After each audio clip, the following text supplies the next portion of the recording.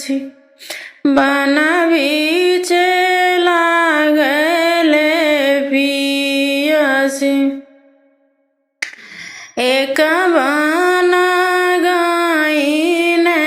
दूसर बन गईन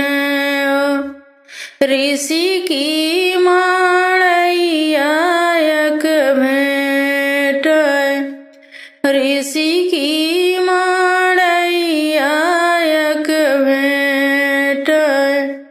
जऊ के ऋषि की माड़ैया बूंद का पानिया पिए बूंद का पानिया पिए ऋषि की माड़ैया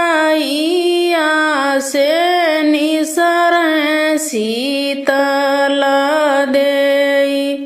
पावा घुघुरु घर पावा घुघुरु घर के करी हाउ सीता बरी दुलारी के करी राखावा फूलवारी के करी राखावा फूलवारी राजा जनक जी के बारी दुलारी ऋषि मुनि राखाई फूलवारी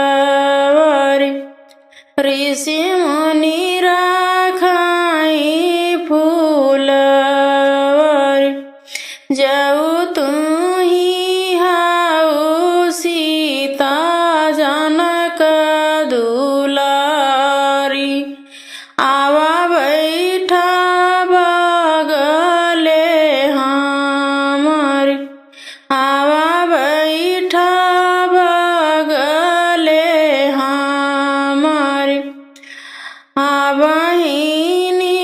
राजा जनक प्रणय